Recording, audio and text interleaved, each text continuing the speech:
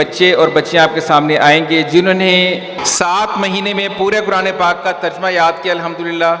آپ پورے قرآن میں سے کہیں سے بھی ان سے کسی آیت پہ ہاتھ رکھیں تو اللہ کے فضل و کرم سے یہ بچے آپ کو اس آیت کا ترجمہ سنا دیں گے انشاءاللہ تعالی۔ جی، اگر علماء کرام موجود ہیں یا وہ لوگ کہ جن کو کہیں سے ترجمہ یاد ہے، ہمارے پاس بغیر ترجمے کے قرآن مجید ہیں، تو ان بچوں کا ٹیسٹ لیں گے۔ انہوں نے پورا قرآن مجید مکمل کر لیا ہے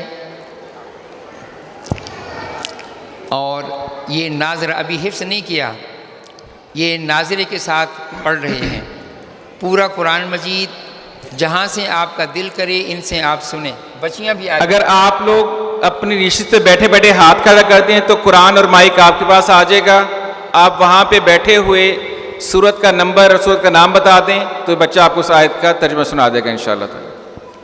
تو سب سے پہلے میں درخواست کروں گا ہمارے آج کے مہمان خصوصی محترم جناب خالد یعقوب صاحب سے کہ پہلا سوال آپ کے ثانی کے لیے وہ کریں گے بچوں سے۔ اعوذ باللہ من الشیطان الرجیم، بسم اللہ الرحمن الرحیم۔ سورہ مریم آیت نمبر 20۔ سورت مریم آیت نمبر 20 سے ترجمہ پڑھے۔ یہ بچوں کے ساتھ پاس جو قرآن ہے یہ بالکل بغیر ترجمے والے ہیں، یہ دکھا دیں پہلے، یہ بغیر ترجمے کے قرآن ہیں۔ سورہ مریم آیت نمبر 20۔ بیٹا پہلے آیت پڑھیں آپ۔ اعوذ باللہ من الشیطان الرجیم، بسم اللہ الرحمن الرحیم۔ قالت انا یکون لی غلام ولم یمسسنی بشر ولم اک بغیا۔ جی اعوذ باللہ، بسم اللہ پڑھ کے شاباش۔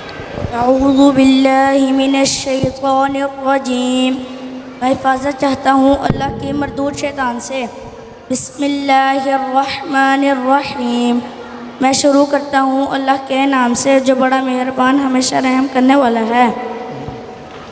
اس نے کہا کیسے ہو سکتا ہے میرے لیے لڑکا جبکہ نہیں چھوا مجھے کسی بشر نے اور نہ ہی ہوں میں بدکارا۔ اس نے کہا اسی طرح ہونا ہے۔ قال کذالک، قال کس نے کہا؟ کہا فرشتے نے اسی طرح ہونا ہے۔ فرما چکا ہے تیرا رب یہ مجھ پر انتہائی آسان ہے، اور تاکہ ہم بنائیں اس کو ایک نشانی لوگوں کے لیے اور رحمت اپنی طرف سے، اور ہے معاملہ پورا ہو کر رہنے والا۔ آرام سے۔ وکان امرا مقضیا، اور ہے معاملہ پورا ہو کر رہنے والا۔ بس اس نے اٹھا لیا اس کو، بس وہ گوشے نشین ہو گئی اس کو لے کر کسی دور کی جگہ میں، بس اس نے کر لیا۔ فاجاءها المخاض، بس لے آیا اس کو درد ذہ کھجور کے تنے کی طرف۔ اس نے کہا ہائے افسوس مجھ پر، کاش مر جاتی میں اس سے پہلے اور میں ہوتی بھولی بسری۔ بس پکارا اس کو۔ بس کافی ہے بیٹے۔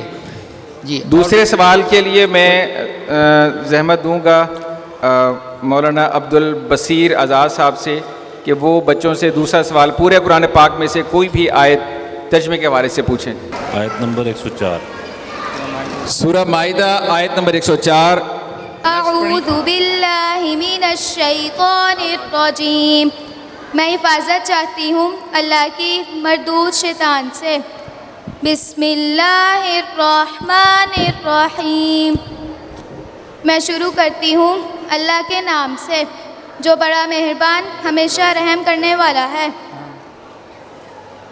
اور جب کہا جاتا ہے ان کو آؤ اس چیز کی طرف جو نازل کی اللہ نے اور رسول کی طرف آؤ، کہتے ہیں وہ کافی ہے ہمیں وہ چیز پایا ہم نے جس پر اپنے باپ دادا کو، کیا اگرچہ ہیں ان کے باپ دادا نہیں جانتے کچھ بھی اور نہ ہی وہ ہدایت یافتہ ہیں۔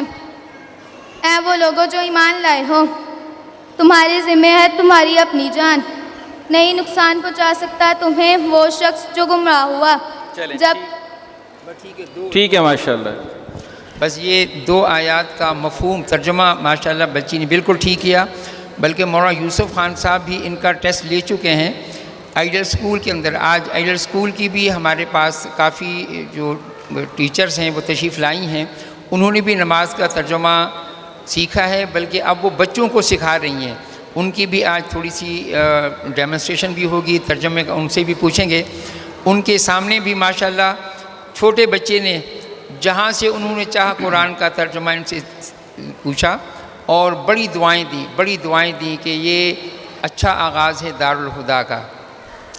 تو ان دو آیات کا مفہوم یہ ہے کہ جب لوگوں کو کہا جاتا ہے اور قرآن کی طرف اور رسول اللہ کی طرف، وہ کہتے ہیں نہیں ہم تو اپنے باپ دادا کے پیچھے جائیں گے۔ تو فرمایا کیا اگر ان کے باپ دادا نے نہ تو کبھی عقل سے کام لیا، نہ ہی صحیح ہدایت کی رہنمائی سے فائدہ اٹھایا، اور پھر فرمایا اے مسلمانوں اگر کوئی تمہاری بات سننے کے لیے تیار نہیں ہے تو اس کی فکر نہ کرو، اپنی فکر کرو، بس فتنے کے دور کے اندر تمہیں اللہ تعالیٰ بچا لے گا۔ اچھا، آڈینس میں سے سوال ہے سورہ حج کی آیت نمبر 78 کا ترجمہ سنائیں جی۔ اعوذ باللہ من الشیطان الرجیم، میں پناہ مانگتا ہوں اللہ کی شیطان مردود سے۔ بسم اللہ الرحمن الرحیم، میں شروع کرتا ہوں اللہ کے نام سے جو بڑا مہربان ہمیشہ رحم کرنے والا ہے۔ اور جد و جہد کرو اللہ کے راستے میں، جیسا حق ہے اس کے راستے میں جد و جہد کرنے کا۔ اس نے چن لیا تمہیں اور نہیں اس نے رکھا تم پر دین کے معاملے میں کوئی حرج۔ تھوڑا سا اس کو فرق، وما جعل علیکم، اور نہیں اس نے رکھی یا ڈالی تم پر دین میں، اور نہیں اس نے ڈالی تم پر دین میں کوئی تنگی۔ اختیار کرو اپنے باپ دادا کی ملت، اختیار کرو اپنے باپ دادا ابراہیم کی ملت۔ آخری آتی چل رہی ہے، ہاں جی، وجاہدوا یہاں سے چل رہی ہے، یہیں سے چل رہا ہے یہ، شاباش ٹھیک۔ اختیار کرو اپنے باپ ابراہیم کی ملت، اختیار کرو اپنے باپ ابراہیم کی ملت، اس نے نام رکھا ہے تمہارا مسلمان، اس سے پہلے بھی اور اس قرآن میں بھی، تاکہ ہو جائے رسول گواہ تم پر اور تم ہو جاؤ گواہ لوگوں پر۔ بس قائم کرو نماز اور ادا کرو زکوٰۃ اور مضبوطی سے تھام لو اللہ کو، وہ مولا ہے تمہارا، بس کیا خوب ہے مولا اور کیا خوب ہے مددگار۔ اس کا کیا مطلب ہے مضبوطی سے تھام لو اللہ کو؟ مطلب اللہ کے دین کو، ہاں، اللہ کے دین پہ مضبوطی سے مکمل طور پہ عمل کرو، شاباش۔ ہوا مولاکم، وہ مولا ہے تمہارا، فنعم المولا ونعم النصیر، بس کیا خوب ہے مولا اور کیا خوب ہے مددگار۔ ماشاء اللہ، جزاک اللہ۔ یہ جو آیت آپ کے سامنے ترجمہ انہوں نے کیا ہے اس کا سادہ مفہوم یہ ہے کہ اے مسلمانوں تم اللہ تعالیٰ کے دین میں بڑی مضبوطی کے ساتھ آگے بڑھو، جد و جہد کرو۔